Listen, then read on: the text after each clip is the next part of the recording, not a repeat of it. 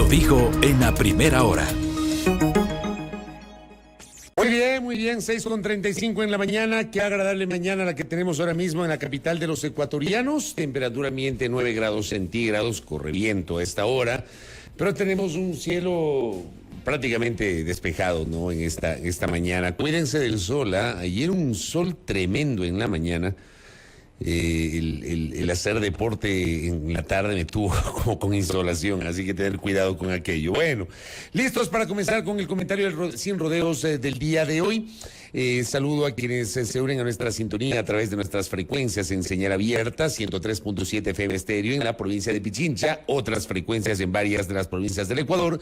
Igualmente estamos por www.sonorama.com.es, transmitimos por Facebook, la fanpage de Radio Sonorama, por YouTube, el canal de Sonorama TV, y ya estoy transmitiendo desde este momento a través de mis cuentas personales. Estoy en TikTok. Saludos cordiales a mis queridos tiktokeros que se conectan con el comentario sin rodeos a través de nuestra transmisión en vivo. Mi cuenta personal es Fabricio Belabé. Gracias por unirse para escuchar justamente el comentario sin rodeos de la mañana del día de hoy. Igualmente a quienes se unen a través de la transmisión de Instagram. Estamos ya listos para comenzar con el comentario. Gracias. Mi cuenta personal es Fabricio-Vela. Ahí le veo ya conectada a Arbiter Raez, a Pame Velasco, a la doctora Lua Aguilar García, a la doctora Soledad Montero, que también está conectada. Le envío un abrazo a la distancia. Bueno, gracias a la querida audiencia. Antes de comenzar con el comentario, quiero enviar un afectuoso y muy sentido saludo a mi hijo, a mi primogénito, que se llama como yo, Fabricio Andrés. El día de hoy cumple 29 años. Está de cumpleaños el niño. Todavía le veo como un niño, mi hijo. Ya tiene hoy cumple 29. Yo todavía le veo como mi niño, a mi primer hijo, así que todas las bendiciones del mundo para mi Fabri, que Dios me lo bendiga. Le ha dado el Señor la bendición de ser papá, ya me hizo abuelo, así que le envío todas las bendiciones del mundo a mi hijo, que como digo, el día de hoy cumple 29 años. ¿Qué me dice don Iván Morales? Saludos, Iván, bienvenido, buenos días. Bueno, entramos en materia, querida audiencia, luego de las salutaciones correspondientes y de leerles, veo que están conectados de diversos puntos de nuestro país y también a nivel internacional. El día viernes, el gobierno sufrió un nuevo revés. Y fue el dictamen de la Corte Constitucional respecto de dos nuevos decretos, leyes en materia de urgencia económica, al menos así lo calificó el gobierno. De 4 que ha enviado, la Corte no le ha calificado 3. Solo 1 le calificó. Y creo que esto, y ya vamos a revisar obviamente los argumentos de la Corte Constitucional, pero yo creo que esto debe invitar a hacer un análisis muchísimo más profundo. Porque si el gobierno creía que sin Asamblea Nacional tenía carta abierta para hacer cualquier cosa, se equivocó. Antes se quejaba de la Asamblea. Cuando disolvió el presidente de la República la Asamblea el 17 de mayo, le dijo a este país, pues, que ahora sí iba a adoptar las decisiones y las medidas correspondientes. Está claro que ni el presidente ni su equipo estaban conscientes de lo que se venía. Está claro que ni el presidente Lasso ni su equipo se dieron el trabajo de asesorarse adecuadamente y entender que la disolución de la Asamblea no era una patente de corso para que el presidente de la República, y esto creo que deja sentado un precedente importantísimo para el futuro, tomando en cuenta que hay una serie de vacíos, tanto el juicio político al presidente, luego de la disolución de la Asamblea Nacional, etcétera, nos ha abierto la posibilidad de conocer y de entender un montón de vacíos, tanto constitucionales cuanto legales. Pero sobre este tema específico, la Corte está sentando jurisprudencia. Sí, esa Corte que fue integrada por el Consejo de Participación Ciudadana y Control Social del doctor Trujillo. No nos perdamos de eso, porque aquí es facilito decir que la Corte es opositora, que la Corte correísta, porque es la típica. A quienes no les gusta. No les gusta la Corte y ya es Corte correísta. Pero si les gusta la Corte de lujo. Ahora la Corte volvió a dejar de ser Corte de lujo y se convirtió en una Corte obstruccionista y una Corte correísta, atípica. Pero ya debo recordarles que esa Corte fue integrada por el Consejo de Participación Ciudadana y Control Social del doctor Trujillo. No nos olvidemos de eso. Esa misma Corte Constitucional tuvo una renovación parcial en el actual gobierno, en el actual periodo democrático. No tiene nada que ver el correísmo, al menos, o la oposición política en la integración de esta Corte Constitucional, así que no nos perdamos.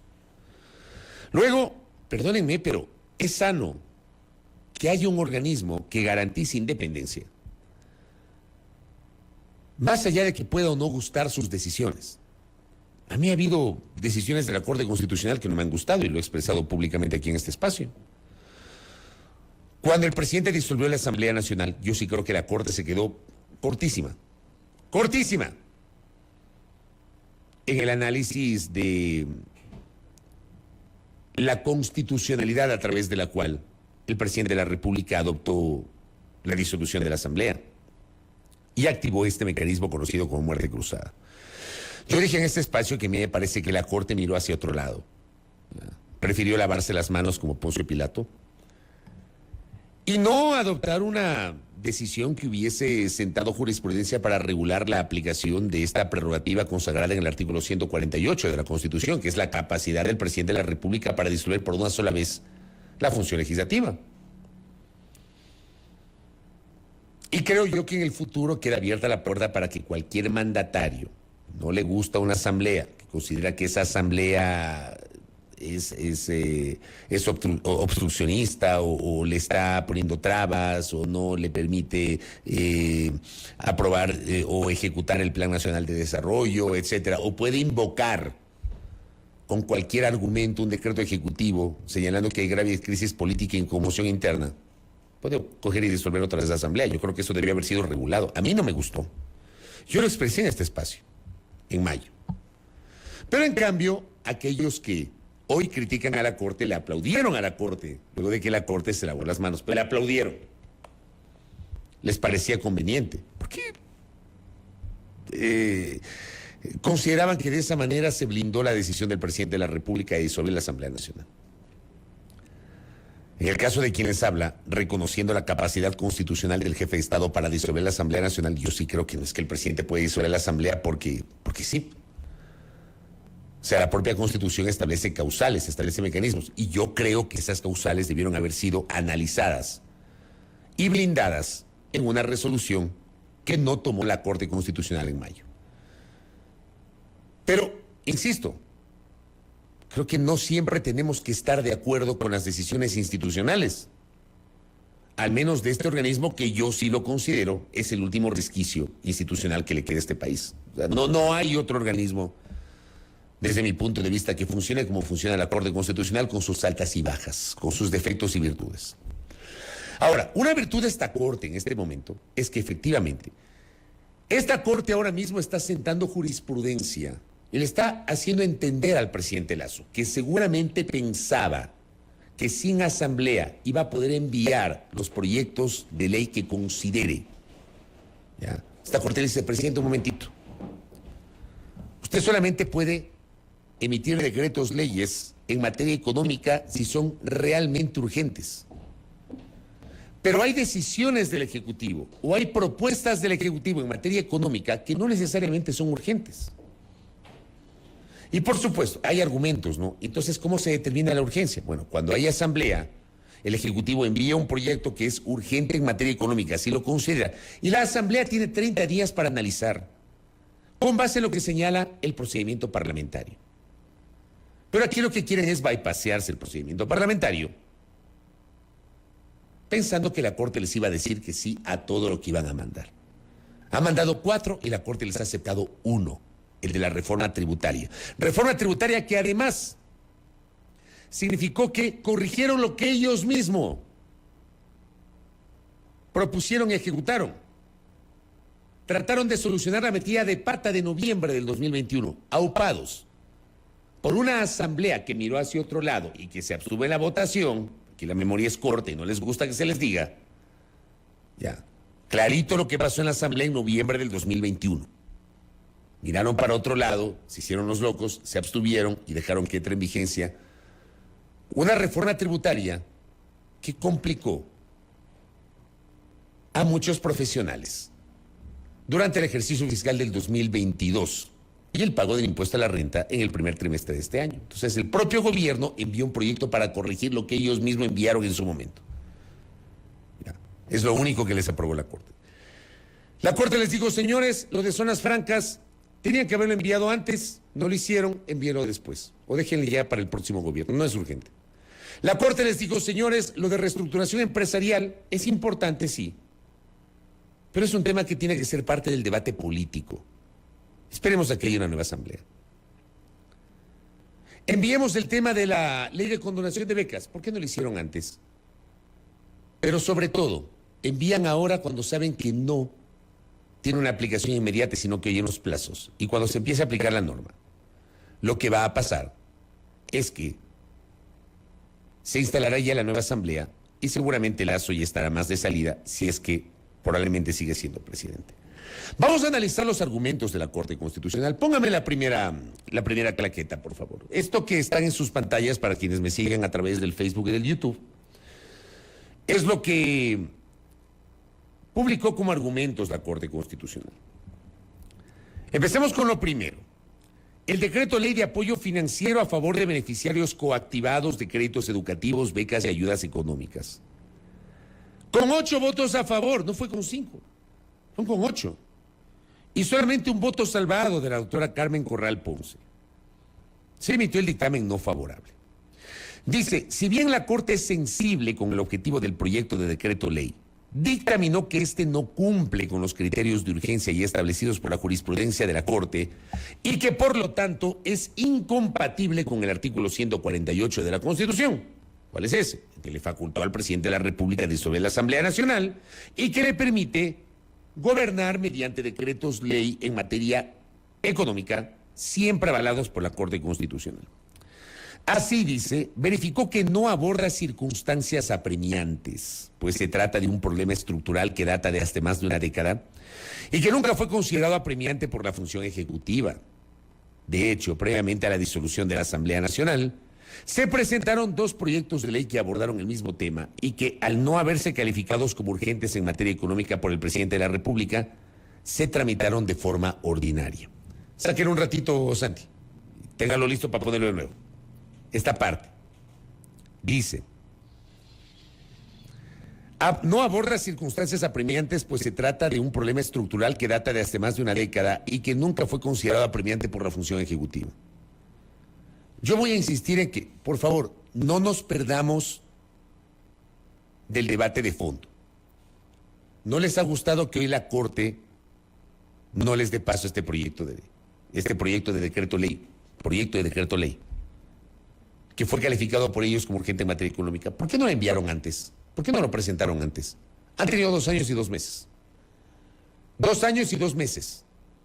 ¿Por qué no lo hicieron antes? O sea, si estaban tan urgidos, y acuérdense ustedes que el presidente de la República envió a la Asamblea Nacional un proyecto de reformas a la Ley de Educación Superior, que además no iba de la mano con lo que ofreció Lasso en campaña. Porque en campaña había ofrecido eliminar la prueba del Cenecit, pero no le dijo a la gente que el examen de ingreso iba a continuar en las universidades públicas. O sea, esa ha sido, y escucho a algunos candidatos que vuelven a hablar de lo mismo, propuestas totalmente demagógicas respecto del ingreso a las universidades públicas, como que hubiese cama para tanta gente. No hablan de tratar de aumentar los cupos en las universidades, dialogando con las universidades, con base en su autonomía, y que traten de ampliar la oferta académica. No hablan de eso, demagógicamente, como lo hizo Lasso en su momento siendo candidato. Cuando llegó al poder se dio cuenta que no podía, pues. Pero no necesariamente fue urgente. Se demoraron varios meses hasta que enviaron a la Asamblea Nacional un proyecto de reformas a la Ley de Educación Superior. Pero no se les ocurrió abordar esto. El tema de los créditos educativos y la problemática que muchos jóvenes y sus padres están enfrentando por las deudas que mantienen y las coactivas que les han iniciado. No se les ocurrió. No se les ocurrió. Y si era tan apremiante como dice la Corte en su argumentación, ¿por qué lo enviaron como urgente en materia económica teniendo asamblea en su momento? Aquí la Corte dice, algo que yo no lo sabía, ¿ya?, que previo a la disolución de la Asamblea se presentaron 2 proyectos de ley que abordaron el mismo tema, pero lo hicieron por la vía ordinaria, no por la vía de urgencia en materia económica. Entonces, ¿de qué estamos hablando? Ahí hay un doble discurso. Porque teniendo Asamblea, si era tan urgente, debieron haber enviado como urgente en materia económica. Póngame de nuevo el mismo arte. Vamos a la parte de abajo, que está en verde. Al respecto, la función ejecutiva no presentó ninguna razón que evidenciara que surgió una circunstancia superviniente que distinguiera la situación actual de la anterior para acreditar una situación actualmente apremiante. Adicionalmente, la Corte verificó que el ordenamiento jurídico contempla competencias del Ejecutivo que pueden ser empleadas como herramientas para abordar parte de esta problemática. ¿Qué quiere decir eso? Que el Ejecutivo puede emitir decretos ejecutivos. El presidente puede emitir decretos ejecutivos. O la hacer así.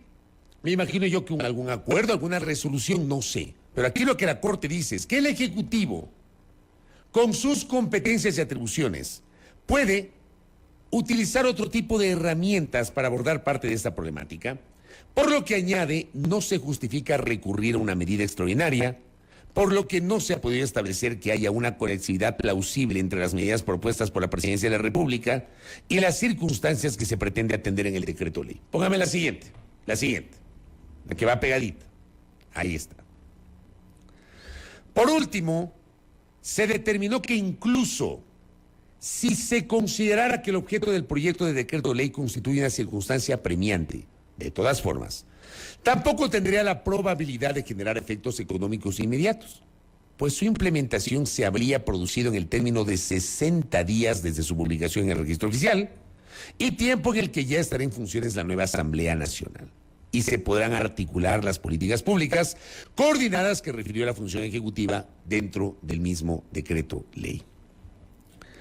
En la línea con lo anterior, este organismo evidenció que constituye un riesgo para la democracia emitir un dictamen favorable. Esto porque en el futuro otros gobernantes, en el contexto de una asamblea disuelta, podrían recurrir a un precedente de esa naturaleza para gobernar abusivamente fuera de lo que significa el Estado de Derecho.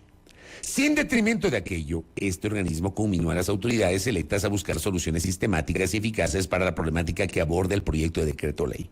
Igualmente dejó a salvo la facultad del presidente de la República para presentar un proyecto de ley sobre la misma temática para que éste sea tratado por la Asamblea cuando entre en funciones. Gracias, Santi. Sáquenlo un ratito, ya vamos a poner el siguiente. Miren ustedes cómo en esta parte. Primero la Corte dice, aunque lo aprobemos en este momento, los efectos económicos no serán inmediatos. O sea, si tan apremiante era, ¿por qué no lo hicieron antes? ¿Por qué recién hoy? Si era tan apremiante. Y no se dan cuenta que en el propio decreto ley, en el propio proyecto de decreto ley, establecieron unos plazos. No es que entre en vigencia y automáticamente se aplica. Hay unos plazos. Y en este país no necesariamente se cumplen los plazos. Y más abajo dice, y habla del riesgo para la democracia, porque en el futuro otros gobernantes en el contexto de una asamblea disuelta podrían recurrir a un precedente de esa naturaleza para gobernar abusivamente, fuera de lo que significa el Estado de Derecho. Mi pregunta es, ¿el gobierno quería eso? ¿El gobierno pretendía o pensaba que sin Asamblea Nacional iba a tener patente de corso para hacer lo que quiera? Aquí la Corte dice, papá, un momentito, aguante, un momentito. No hay asamblea, pero usted no puede salirse de este marco. No hay asamblea, pero está la Corte. La Corte no legisla. No le corresponde. Pero la Corte tiene que analizar la constitucionalidad y pertinencia de una iniciativa para establecer si es urgente. Lo de económica, obviamente, son temas económicos. ¿Pero es urgente o puede esperar? Porque esa es la discusión hoy. Y como he señalado, el gobierno, lamentablemente, no llegó con un plan de prioridades, aunque nos dijeron que en 100 minutos arreglaban este desastre. No fueron ni 100 minutos, ni 100 días, ni 2 años con 2 meses. Porque no lograron arreglar este desastre, no llegaron con plan. En el camino se les ocurrió cosas como esta. Pero no se les ocurrió que era de enviar a la Asamblea como urgente en materia económica. Y pensaban que la Corte les iba a decir sí a todo. Por eso ahora estigmatizan a la Corte. Pero vamos con el otro decreto ley. El de la denominada ley de quiebras. Póngame el otro arte. Gracias, Santi. Dice, respecto del decreto ley denominado Decreto Ley de Reestructuración Empresarial, por unanimidad, ya ni siquiera fueron 8, fueron los 9. Y con los votos concurrentes de la jueza constitucional Carmen Corral Ponce y el juez constitucional Richard Ortiz Ortiz, se emitió dictamen no favorable. En primer lugar, porque el proyecto es incompatible con el artículo 148 de la Constitución, por no ser de urgencia económica. Por cierto, si hablamos de unanimidad, ahí estamos incluyendo a la doctora Corral, a la doctora Núñez y al doctor Enrique Herrería, que en su momento, cuando ocurrió el tema del juicio político al presidente, fueron estigmatizados por un segmento de la oposición al presidente Lazo, señalando que eran los jueces de Lazo en la Corte Constitucional. ¿Se acuerdan? Porque aquí es facilito desprestigiar a la gente. Y a la doctora Núñez, a la doctora Corral y al doctor Herrería, aquellos sectores que promovían y que estaban de acuerdo con el juicio político, los estigmatizaron, les dijeron de todo. Bueno, resulta que los 3 jueces disque afines a Lazo se sumaron a esta votación. 9 de 9. No nos perdamos de eso. Dice, la Corte identificó que de las 3 circunstancias alegadas por el presidente para justificar la emisión de medidas urgentes, únicamente la relativa al fenómeno del Niño puede considerarse apremiante. No obstante, evidenció que las medidas propuestas en el proyecto de decreto ley no guardan relación de conexividad plausible con y limitada a las circunstancias derivadas de este fenómeno. O sea, ese fue un argumento que presentaron para tratar de anticiparse.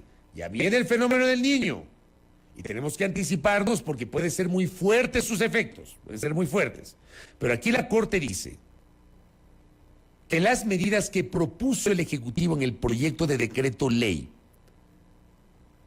no guardan relación con esa inminencia de los efectos graves del fenómeno del Niño.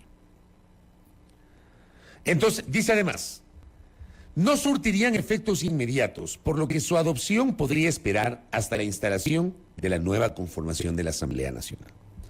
A juicio de la Corte, la necesidad de tomar acciones para preparar al país ante la llegada del fenómeno del Niño no constituye una excusa para que el presidente de la República realice reformas normativas estructurales en materia económica, sino que tales reformas guarden una relación de conexividad con este desastre natural. Y póngame el último.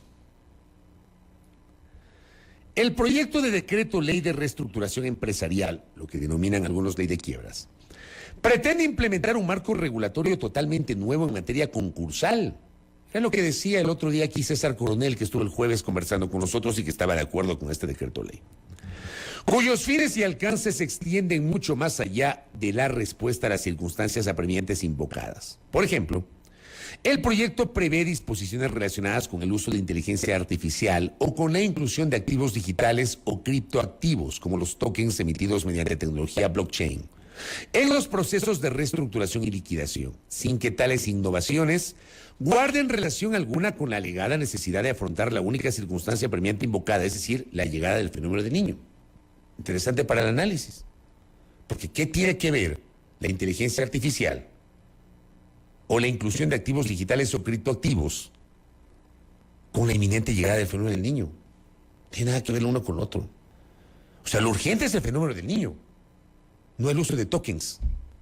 Digo, ¿no? Porque tampoco hay que perderse. Y aquí viene la parte más importante, la parte que mayor ruido ha generado. Estoy seguro que la mayoría no conocíamos este detalle que da cuenta la Corte.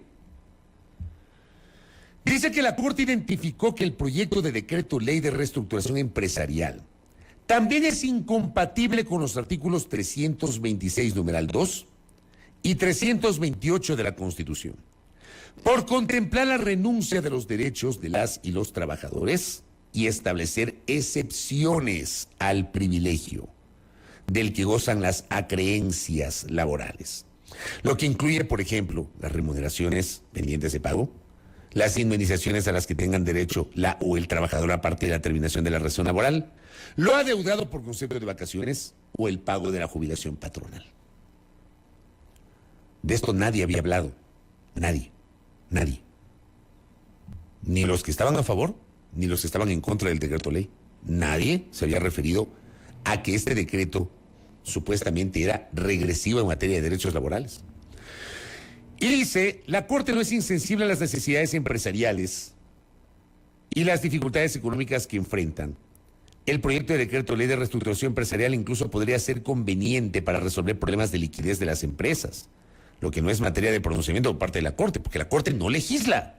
Eso hay que tenerlo claro. La Corte no legisla. Su análisis no es con base en legislar. Su análisis es establecer si el decreto ley cumple con los preceptos constitucionales. En este caso, si hay urgencia en materia económica. Por lo que se dejó a salvo la facultad del presidente de la República para presentar un proyecto de ley sobre la misma temática para que éste sea tratado por la Asamblea Nacional cuando entre en funciones. Gracias, don Santi. Revisemos lo que dice la Constitución de la República.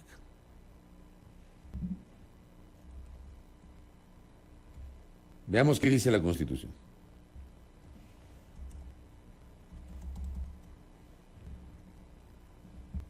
Por aquí debo tener una Constitución. Aquí tengo una Constitución. Vamos a ver qué dice la Constitución. Porque la Corte nos ha hablado de dos artículos, el 326 y el 328. Revisemos qué dicen los artículos 326 y 328.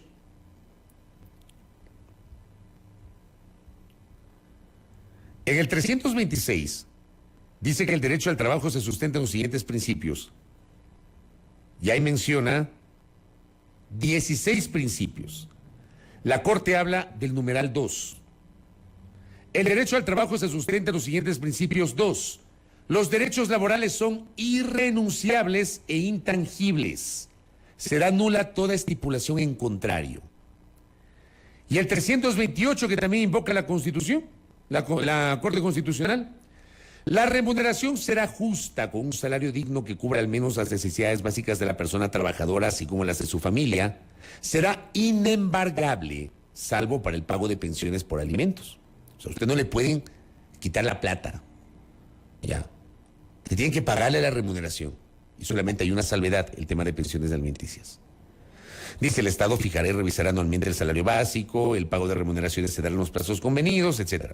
Pero en esos dos artículos se plantea la irrenunciabilidad. La irrenunciabilidad de los derechos laborales.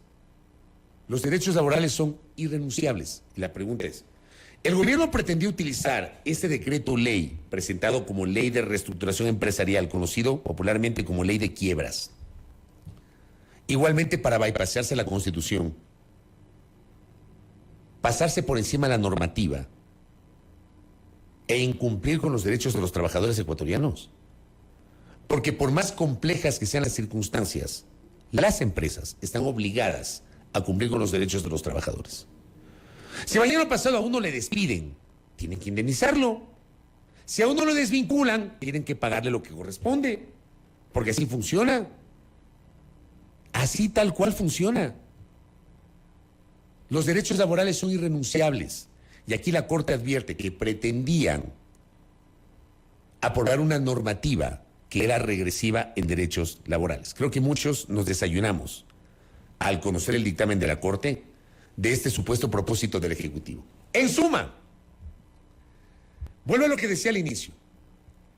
El Ejecutivo ha terminado dándose con la piedra en los dientes, porque pensaba que sin Asamblea Nacional iba a poder aprobar todo lo que se le hubiese ocurrido al presidente de la República. Un presidente que lamentablemente lidera un gobierno que no ha tenido un plan.